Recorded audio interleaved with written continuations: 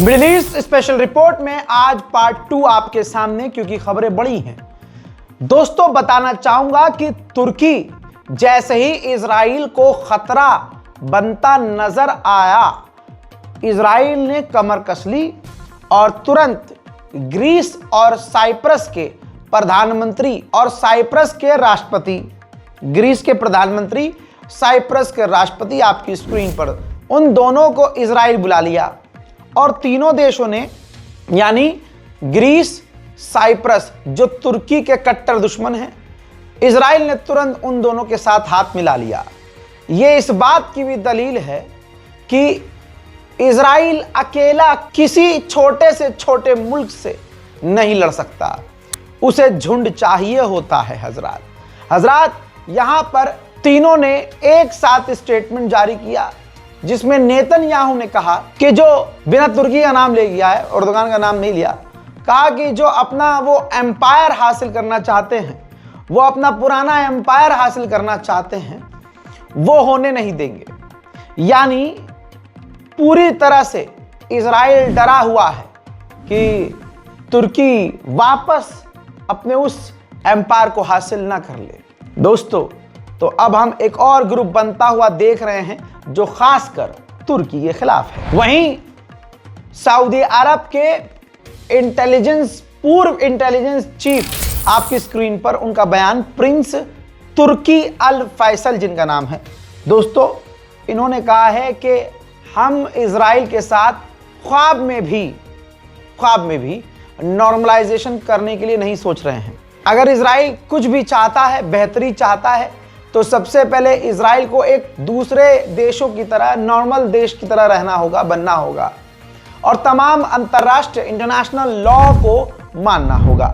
हजरात, अब आप कहेंगे रजा भाई, आप तो कह रहे थे कि इजराइल से नॉर्मलाइजेशन करने को, तो ये पूर्व इंटेलिजेंस चीफ हैं। बाकी खबर है, एक तरफा मैं बताऊंगा नहीं। तो अब देखना यह है कि क्योंकि चीजें हमें पता है, देश तो मोहम्मद बिन सलमान के हाथ में है और सऊदी अरब की जो जनता है, भले ही वो खिलाफ नहीं बोलती, लेकिन ये बात बिन सलमान को पता है कि अगर नॉर्मलाइजेशन अगर इजराइल के साथ सऊदी ने किया तो जनता फट जाएगी। ऐसा पहली बार हुआ है कि ईरान और अमेरिका एक साथ किसी तीसरे देश के लिए वार्निंग जारी कर रहे हैं। ये तीसरा देश है इराक। अमेरिका और ईरान ने अलर्ट जारी किया है कि इजराइल इराक पर भी हमला करने की तैयारी कर रहा है और कभी भी इराक में सो कॉल्ड आतंकवादियों को और ग्रुप्स को निशाना बनाकर वो हमला कर सकता है। हजरात, आइए वेस्ट बैंक से जो देर रात को तस्वीरें आई हैं वो दिखाना चाहूंगा। ये देखिए, फिलिस्तीन के वेस्ट बैंक पर पूरी तरह से कब्जा हो चुका है, बस वहां झंडा लहराकर ऐलान करने की देरी है। देर रात अंधेरे में इजराइल के सेटलर्स फिलिस्तीनियों के इलाके में, वेस्ट बैंक में पहुंचे और वहां आग जलाकर, मशाल जलाकर, जो यहूदियों के धर्म के अनुसार जो रिचुअल्स होते हैं, वो तमाम रिचुअल्स वहां किए गए हैं। फिलिस्तीन स्टेट बनने की तो दूर की बात, फिलिस्तीन स्टेट जड़ से खत्म हो चुका है। कैसे? ये 19 नए सेटलमेंट देख लीजिए आप, ठप्पा लग चुका है, यानी स्टैंप लगा दिया है, अप्रूवल मिल गया है। वेस्ट बैंक में 19 और जगहों को कब्जाने के लिए इजराइल की सरकार ने अप्रूवल दे दिया है। उधर ब्रिटेन में जो भी फिलिस्तीन के लिए सड़कों पर है, बर्तानिया की पुलिस उन सबको गिरफ्तार कर रही है।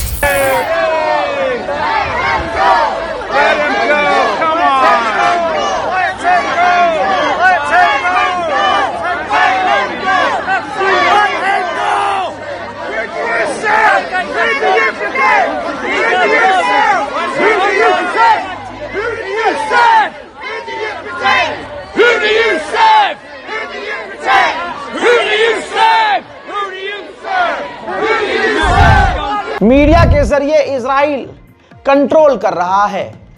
गूगल, चैट जीपीटी, जेमिनी सबको कंट्रोल किया हुआ है। गोदी मीडिया तो बहुत दूर की बात, लेकिन सच्चाई छुपती नहीं है। इजराइल के अंदर क्या चल रहा है छुपाया जा रहा है, लेकिन मैं आपको दिखाऊंगा।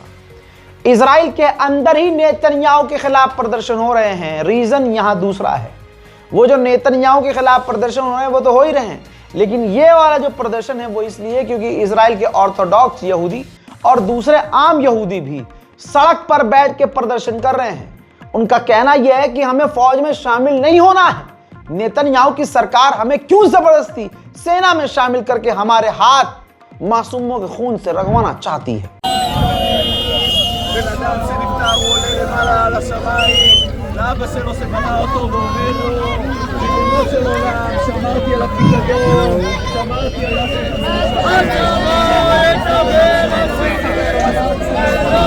तुर्की के डिफेंस मिनिस्टर ने बड़ा खुलासा किया और वाकई तुर्की ने ईरान से अपना भाईचारा निभाया है। 12 डेज वॉर के दौरान, जानकारी ये कौन दे रहा है? तुर्की के डिफेंस मिनिस्टर, कि 12 डेज वॉर के दौरान जो पीकेके के लड़ाके हैं उनको इस बात का यकीन था कि ईरान की सरकार गिर जाएगी, ईरान में अफरा तफरी मच जाएगी, तो पीकेके बॉर्डर से ईरान के अंदर हथियार ट्रांसफर कर रहा था। तो हमने ईरान की गवर्नमेंट को इंटेलिजेंस शेयर किया, जिसके बाद ईरान ने उन पीकेके के आतंकवादियों को कामयाबी से रोक दिया। उधर ईरान ने जो पिछले 1-2 महीने में काम किए हैं वो काम नहीं, दूसरों के लिए कांड हो गए हैं। चंद सैटेलाइट तस्वीर और देख लीजिए। हथियार बनाना, मिसाइल लॉन्च करना, टेस्ट करना दूर की बात, ये आप देखिए सैटेलाइट इमेज से खुलासा हुआ है कि ईरान अपने हवाई जहाज यानी फाइटर जेट के लिए मजबूत बम निरोधक यानी बम को रोकने वाले खतरनाक शेल्टर, फाइटर जेट के शेल्टर बना रहा है। अब ईरान का उधर गेम सुन लीजिए, हंसी निकल जाएगी। ईरान ने मिसाइल टेस्ट किए, वीडियो सामने आए और कई वीडियो सामने आए। अब जब बवाल हुआ तो ईरान ने कहा नहीं, किसने मिसाइल, हमने कोई मिसाइल नहीं, हाँ हमने कोई मिसाइल टेस्ट नहीं किया।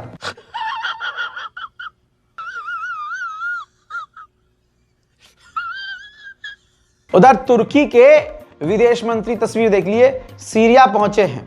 तुर्की सीरिया से संबंध अच्छे चाहता है, सीरिया भी तुर्की से संबंध अच्छे चाहता है, लेकिन इजराइल को यह पसंद नहीं है। लेकिन जोलानी की सरकार कच्चे वाली है।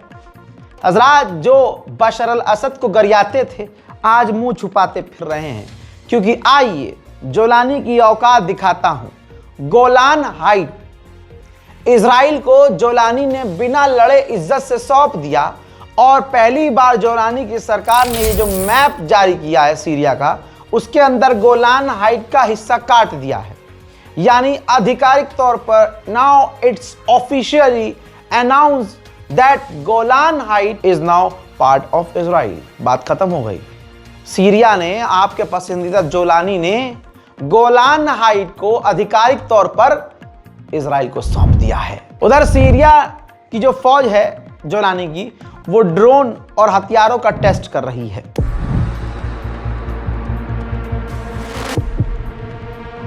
انت اذا هلا نحن نوصل لمرحله بنحاول ندمج كل شيء الكتروني مع بعضه، ندمج الطياره مع المسيره الارضيه مع صح مع الزاحف مع الشيء اللي بيطلع على الجبل مع، وبعدين هدول تعملهم كلهم دمج مع المكننه مع الدبابه وناقله الجند والمدفع. فهون بكون عملت حاله ابداعيه شوي جديده. اي نعم صح. عم نحاول نبحث عنها بالفتره هي، يعني انه شلون ممكن نحن نوصل للحاله انه نحن ندمج كل هالاشياء. जो अमेरिका के एम्बेसडर हैं इजराइल के लिए, उन्होंने इजराइल के अंदर रहते हुए जोलानी को धमकाया है। कहा है जोलानी के पास लाइफलाइन यही है, बेहतरीन रास्ता यही है कि वो इजराइल से डील कर ले, और इजराइल का कोई इरादा नहीं है कि वो सीरिया पर कब्जा करें। भाई मतलब दुनिया को चूरन समझा है क्या तुमने? गोलान हाइट ऐसे ही दे दिया। सीरिया के अंदर कई इलाकों में इजराइल की फौज परमानेंट तैनात हो गई है, कब्जा कर चुकी है, झंडे लहरा रही है। और चचा कह रहे हैं कि नहीं, वो कब्जा नहीं करना चाहता, वो कब्जा करना ही नहीं चाहता। वो चाहता है, इजराइल चाहता है कि जोलानी खुद ब खुद सीरिया के इलाके हमें सौंप दे। अब भैया इजराइल तो इजराइल, अमेरिका के खुद के हेलीकॉप्टर, फाइटर जेट सीरिया के अंदर लगातार घुस रहे हैं।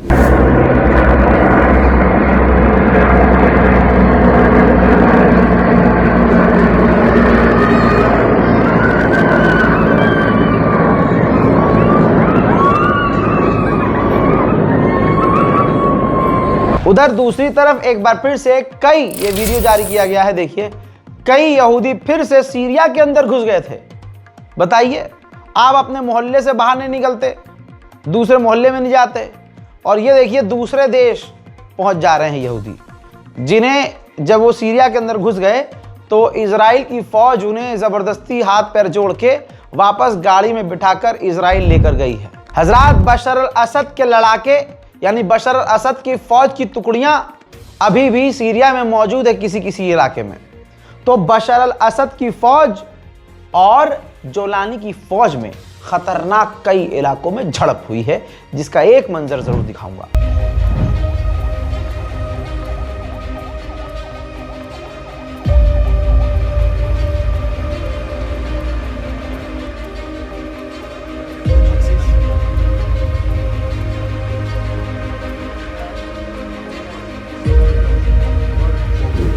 हजरात, आपने देखा होगा अरब हमेशा पहले से ही हक देते हैं। इतिहास है, हुजूर पाक सल्लल्लाहु अलैहि वसल्लम को भी मैदान जंग में ये अरब के लोग छोड़कर पहाड़ियों पर भाग जाया करते थे, हुजूर पाक को धोखा दिया करते थे।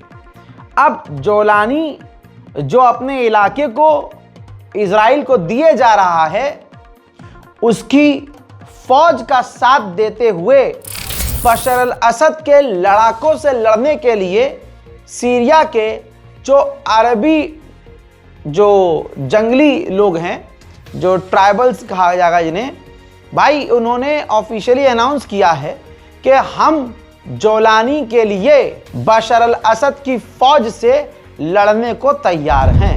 इस साल में सबसे बड़ा डेमोलेशन जो इजराइल ने वेस्ट बैंक में किया वो कल किया। 4 मंजिला बड़ा सा अपार्टमेंट तोड़कर वेस्ट बैंक में गिरा दिया, जिसकी वजह से 100 से ज्यादा फिलिस्तीनी बेघर हो गए।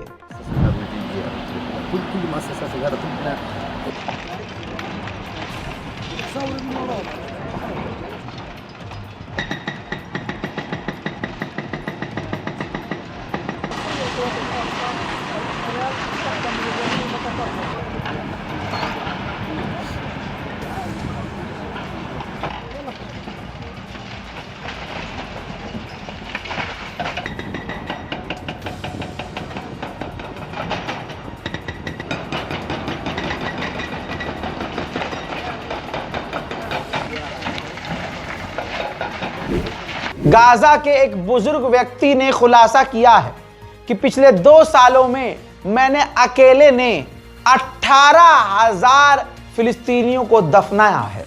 अल्लाह अकबर। तुर्की ने ऑफिशियली खुलासा किया है, ऐलान किया है, इजराइल और ग्रीस अमेरिका पर दबाव डाल रहे हैं कि अमेरिका हमें F-35 फाइटर जेट ना दे। वहीं इजराइल का अमेरिका पर यह दबाव है कि गाजा को दोबारा बनाने का जो प्रोसेस है उसको डिले करो ताकि गाजा बन ना सके। चीजें बहुत ज्यादा खराब हो चुकी हैं। मिडिल ईस्ट में एक इजराइल का आतंक है, यह बात सारी दुनिया जान और समझ रही है।